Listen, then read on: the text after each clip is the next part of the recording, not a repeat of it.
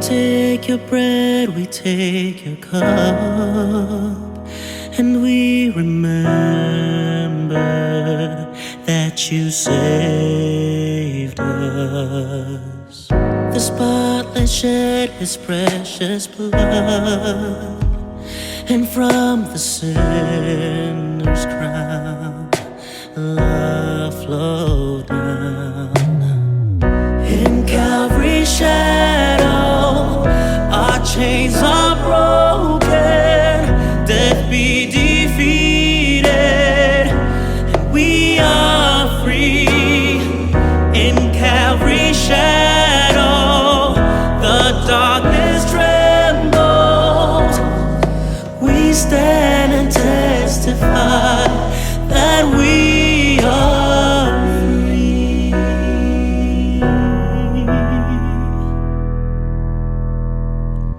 We take our place beneath the cross. We fix our gaze upon its majesty.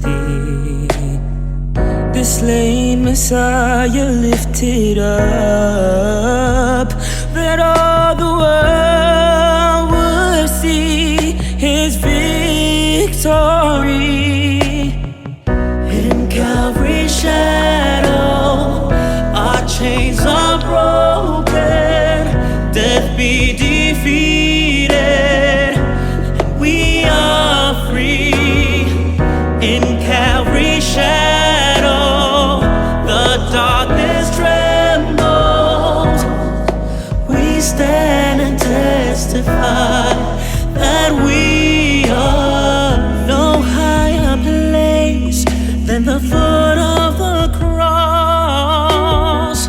My sin and shame overcome by my Savior's scars. My Jesus, my life surrendered to you alone. In Calvary's shadow, our chains are broken, death be defeated, and we are free. In Calvary's shadow, the darkness trembles. We stand and testify that we are free.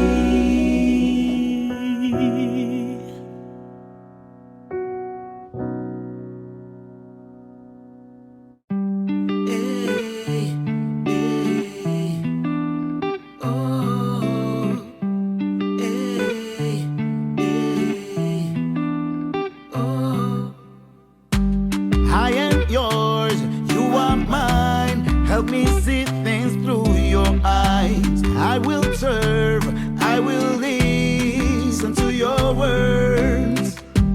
I love you, you love me. I enjoy your company. In your presence I will bow, in your praise I will abound. Hold me, Jesus, in your arms. With you I am satisfied. I will praise you with my heart. You've been right there from the start.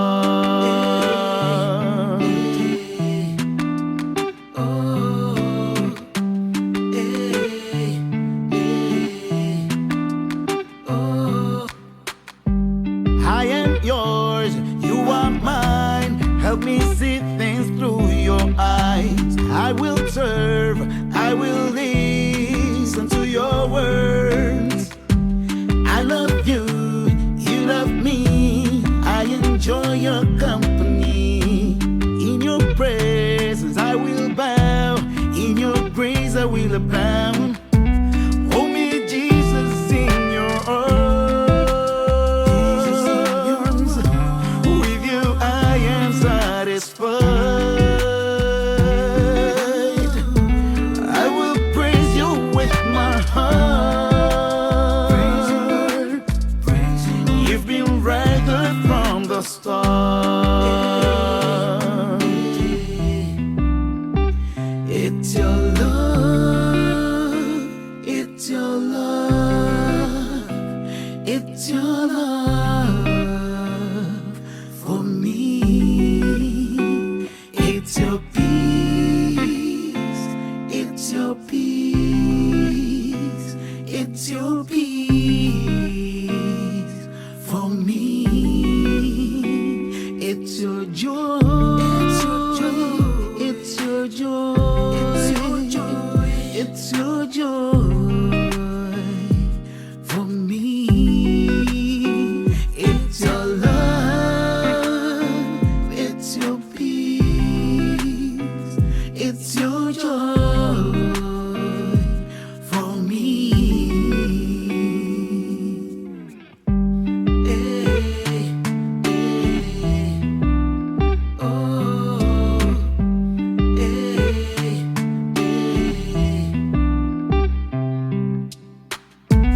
Hold me, Jesus, in your arms.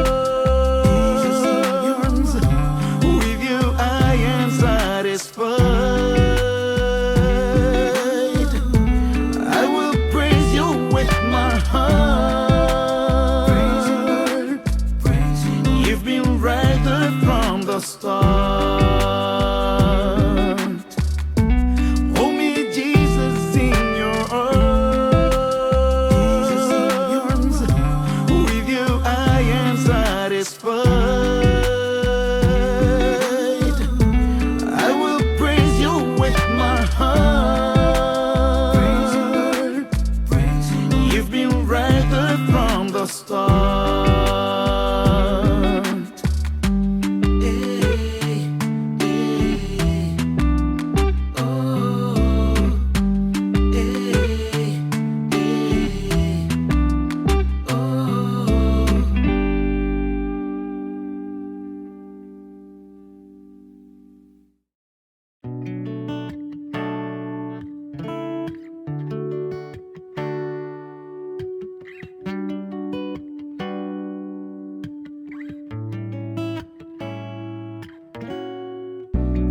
Who will stand against the Lord? No one can, no one will. Who will stand against the King? No one can, no one will.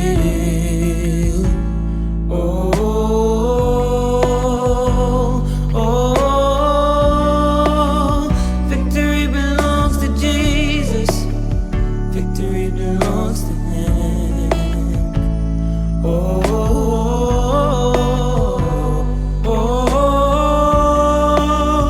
Victory belongs to Jesus.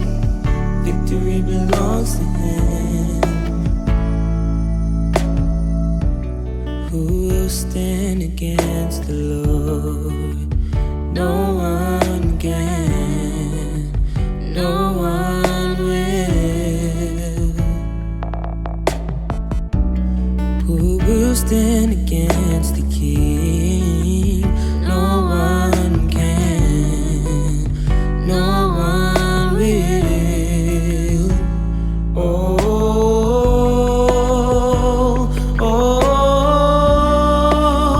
Victory belongs to Jesus. Victory belongs to Him.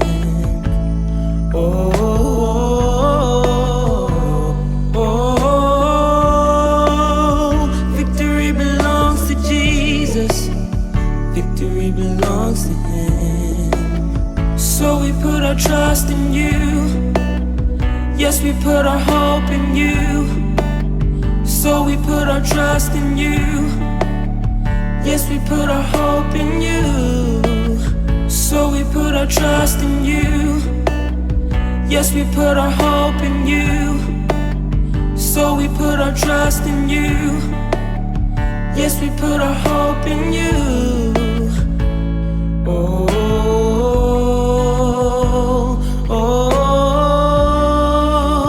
Victory belongs to Jesus. Victory belongs to Him. Oh, oh, oh, victory belongs to Jesus. Victory belongs to Him. Who can stand against the Lord?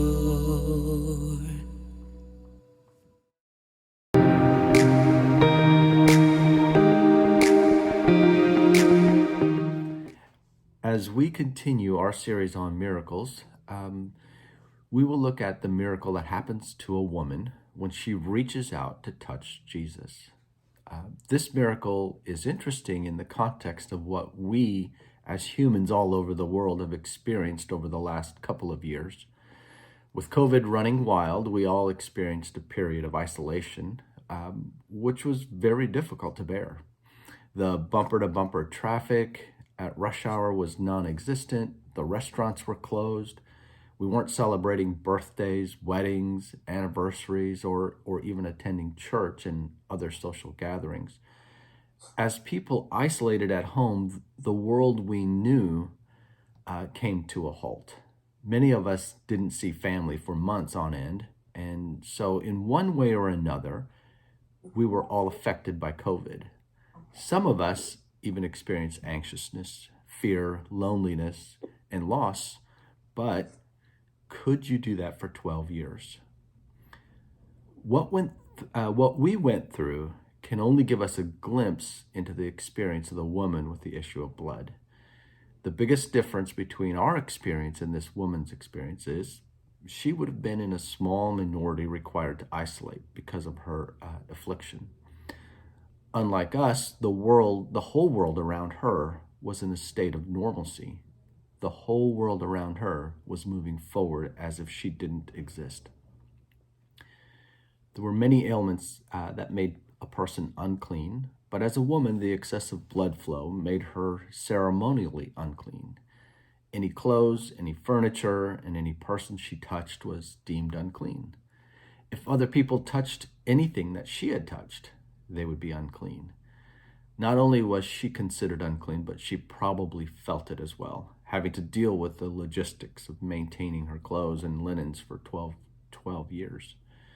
So this woman was very alone. Everyone would social distance themselves from her. Imagine not being touched by family or friends for 12 years. If she was married, her husband would not have been able to touch her either. 12 years is a long time to be quarantined from friends and family. She lived in a perpetual state of shame, and as an outcast, she was also excluded from the social and the spiritual life of her community. Her life became one of isolation, anxiousness, fear, and loneliness because of Torah law that deemed her as unclean. She had tried to get well by going to many doctors over the years, and she spent everything she had seeking to be cured. According to William Barclay's commentary, he's a 20th century theologian, the Talmud gave at least 11 possible cures for her ailment. And I'm sure that this poor woman had tried them all. But nothing worked. She was tired, worn out, and intensely lonely, and she was desperate. The story of the woman with the issue of blood comes right after Jesus calmed the sea and cast out the demons from a Gerasenes man and he sent those demons into a large herd of pigs, which ran down the steep hill and into the sea. So that's kind of the context of where we're at. The people of that area in Gerasenes, they became fearful and begged Jesus to leave. So Jesus and his disciples returned to Capernaum on the west side of Galilee. So we're going to dive in the book of Mark, chapter 5, starting in verse 21. And when Jesus had crossed again in the boat to the other side, a great crowd gathered about him, and he was beside the sea. Then came one of the rulers of the synagogue, Jairus by name, and seeing him, he fell at his feet and implored him earnestly, saying, "My little daughter is at the point of death. Come and lay your hands on her so that she may be made well and live." And he went with him. Matthew, Mark, and Luke known as the Synoptic Gospels, tell us that the synagogue leader comes to Jesus and kneels or falls at his feet. And Mark and Luke identify him as Jairus. Luke 8:42 tells us the daughter of Jairus was about 12 years old, and we know that he was desperate because his daughter was gravely ill. He knew Jesus was able to heal people, and he was willing to humble himself at Jesus' feet to persuade him to visit his home so the daughter could be healed. But who was Jairus? When we read Mark's story of Jairus and the healing of his young daughter, we might come away with a sense of faithfulness. We might be inspired by the synagogue ruler's persistence, and we might admire his seemingly deep respect for Jesus. After all, even when he received the message from his home saying, "Your daughter is dead," why bother with the teacher any longer? Jairus presses on by leading Jesus directly to his home. So let's take a closer look at Jairus and find out if he really was interested in Jesus, as some would like him to be. In Mark, we're going to go backwards in the chapters. Mark chapter 4, 1 through 20, Jesus is teaching a large crowd and tells them a parable of the soils where the farmer spreads the seed. We're going to start in verse 5 there. He's talking about the seed. Some fell on rocky places where it did not have much soil. It sprang up quickly because the soil was shallow. But when the sun came up, the plants were scorched and they withered because they had no roots. Other seed fell among thorns, which grew up and choked the plants, so they did not bear grain. Still other seed fell on good soil. It came up, grew, and produced a crop, some multiplying 30, some 60, some 100 times. Jesus privately tells his disciples in verses 11 through 13 that this is the secret of the kingdom of God, and they needed to understand this parable to understand all parables. So in verse 11, he told them, "The secret of the kingdom of God has been given to you, but to those on the outside, everything is said in parables, so that they may be ever seeing, but never perceiving, ever hearing, but never understanding. Otherwise, they might turn and be forgiven." Then Jesus said to them, "Don't you understand this parable? How then will you understand any parable?"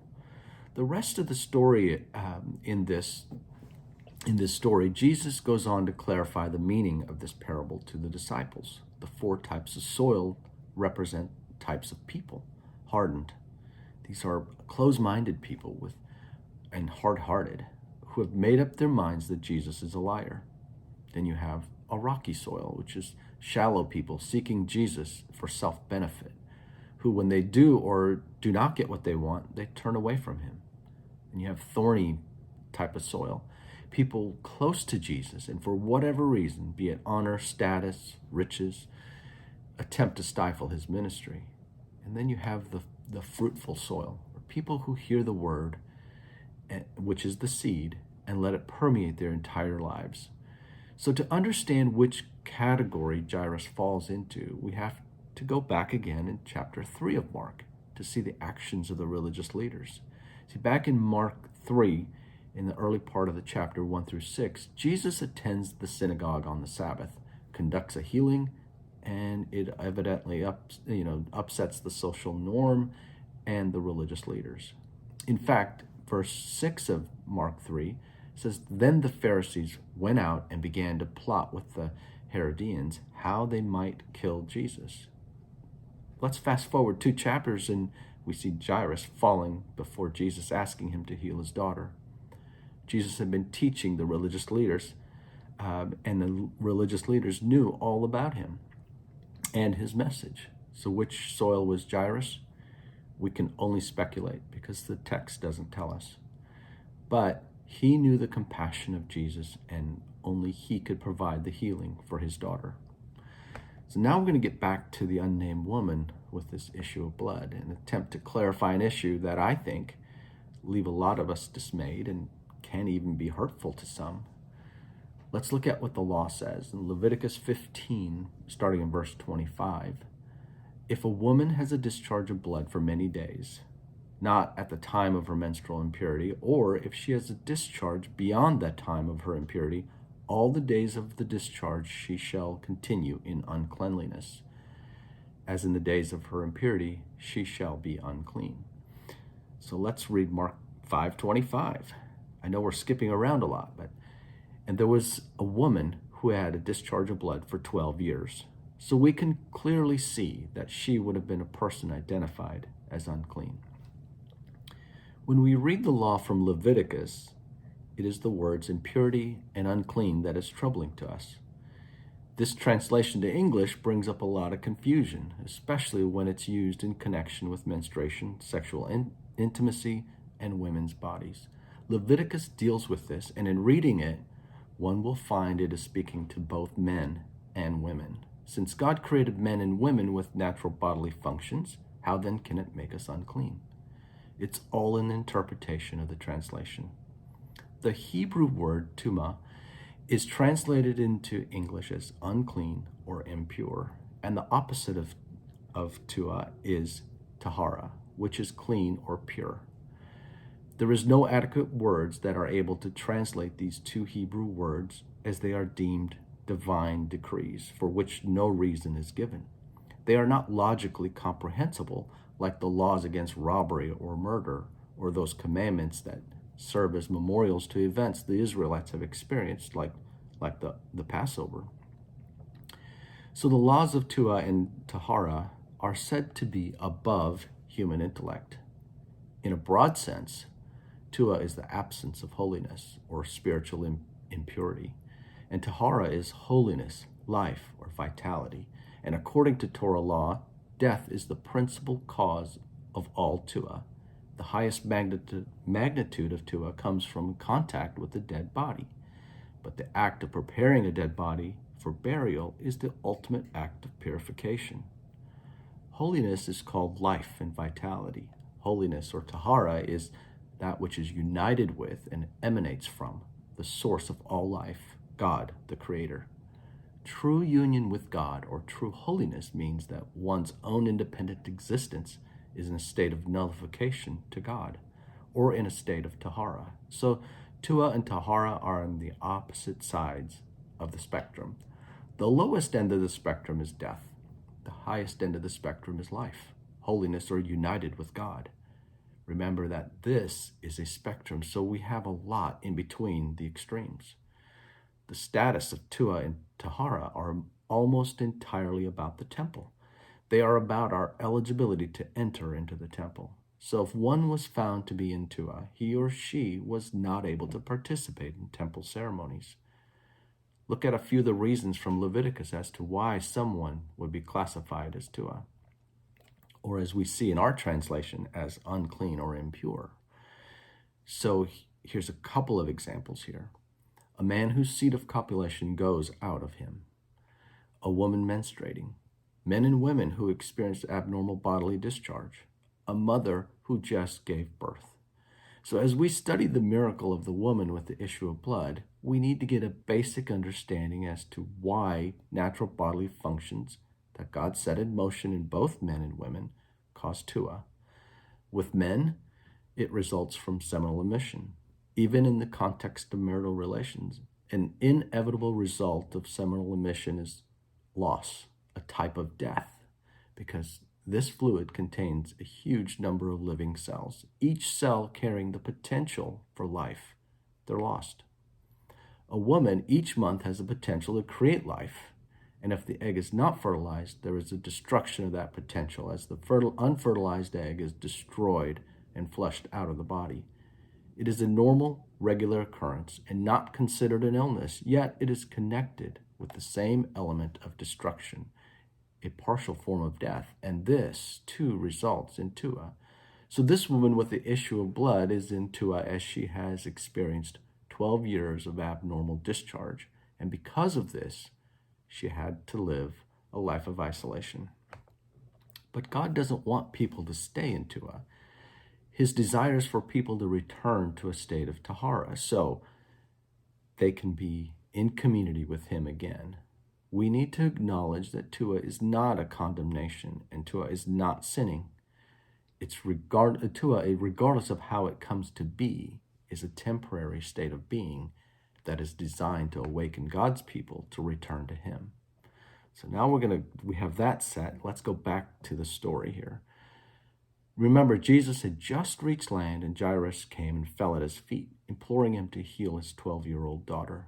So Jesus is walking with Jairus to his house. So we're going to pick up at verse 24 in Mark. And a great crowd followed him and thronged about him. And there was a woman who had a discharge of blood for 12 years, and who had suffered much under many physicians, and had spent all she had, and was no better, but grew worse. She had heard the reports about Jesus, and came up behind him in the crowd, and touched his garment. For she said, "If I touch even his garments, I will be made well." And immediately the flow of blood dried up, and she felt in her body that she was healed of her disease. And Jesus, perceiving in himself the power had gone out from him, immediately turned about in the crowd and said, "Who touched my garments?" And his disciples said to him, "You see the crowd pressing around you, and yet you say, 'Who touched me?'" For 12 years she sought the help of many doctors, but she continued to get worse. Then she hears reports about Jesus, which must have given her hope that Jesus would be able to heal her. Luke tells us that Jesus was making his way. The crowds almost crushed him, and that's when his desperate but faith-filled woman reached out and touched the edge of his cloak. Imagine the fear she must have been experiencing as she joined the crowd, shoulder to shoulder, pressing in to get close to Jesus. What was going through her mind when that she would risk being exposed as unclean? Would someone recognize her and point her out? Would the crowd turn on her if they found out that they became unclean because of her recklessness? She pushed and squeezed into the crowd so she could just touch Jesus' clothes. He didn't even need to know she touched him, but she knew through this touch she would be healed. If she succeeded, she could probably see herself with her family, whom she had not been able to embrace for 12 years. She could see herself in the market buying the food she needed to prepare for her family and friends, her special meal they missed out on for 12 years. She could see herself participating in the synagogue worship, which she missed for 12 years. She could see herself quietly walking in the town square without the stares from people who recognized her as unclean. She wouldn't need to spend more money on doctors who couldn't help her. So she pressed into Jesus just enough to touch the edge of his garment, and immediately the bleeding stopped. But all the thoughts of returning to society suddenly vanished when Jesus stopped and said, "Who touched my garments?" How did he know someone touched his clothes? There were so many people pressing into him. Even his disciples were bewildered with his question, and Peter said, "Master, the people are crowding and pressing against you." But Jesus said, "I know that power has gone out from me." What had been the scene of chaos and noise came to a standstill when Jesus asked, "Who touched me?" Imagine the silence in the midst of dust settling and the crowd murmuring. She knew deep down inside Jesus was talking about her. She was healed, but now fear gripped her. Imagine the thoughts that flashed through her mind in that moment. How did he know? Why would he do this? I only touched the hem of his cloak. What would Jesus say when he finds out that an unclean woman had deliberately touched him? She came forward and fell at his feet and told her story. She had no choice. So why did she want to touch the edge of the garment, or as Luke tells us, the fringe of his garment? Well, it's called the tzitzi. It's the most significant part of a Jewish garment. The hem, or the tassels, are a way of extending the hem. It has great significance because its creation is based on the law of Moses and the covenant. Jesus would have worn these tassels, as wearing them was a command from God found in the book of Numbers. In verse 37 of chapter 15 in Numbers, the Lord said to Moses, "Speak to the Israelites and say to them, throughout the generations to come, you are to make tassels on the corners of your garment with a blue cord on each tassel. You will have these tassels to look at, and so you will remember all the commandments of the Lord, that you may obey them and not prostitute yourself by chasing after the lusts of your own hearts and eyes." So tzitzi, or tassels, are strings or fringes tied to each of the four corners of a tallit or prayer shawl. We know that numbers are very important in the Bible. In Hebrew, each letter represents a number. So each word has a numerical value. The word tzitzi in Hebrew has a numerical value of 600. The actual tassels were made up of 8 cords with 5 knots. So if we add these together, we get a sum of 613, which is the number of mitzvot, or commandments in the Torah. Can you imagine trying to keep 613 commandments? In the ancient times, garments were woven, decorated to show a person's identity and status in society. The hem and tassel of the outer robe were particularly important, with the tassel being symbolic of the owner's identity and authority. So we're going to look back at David. When he cut the corner of King Saul's robe, he was horrified at himself, realizing that by cutting Saul's regal hem, he had assaulted Saul's authority to reign. It was as if David had stolen Saul's identity. In legal contracts written in clay, instead of a signature, the corner of the hem would be pressed into the clay to leave an impression, because each tassel was unique to each person. First, the tassel represented the Word of God, which is always the place where we can find healing for all the needs of our life. Second, they also represented the authority of Jesus. This woman must have heard the reports that many people were healed by Jesus, that he taught with authority, and when he spoke, people were healed. Third, there was even more to these fringes. The prophet Malachi spoke of the Messiah of Israel and said of him, "But for you who revere my name, the Son of Righteousness will rise with healing in his wings."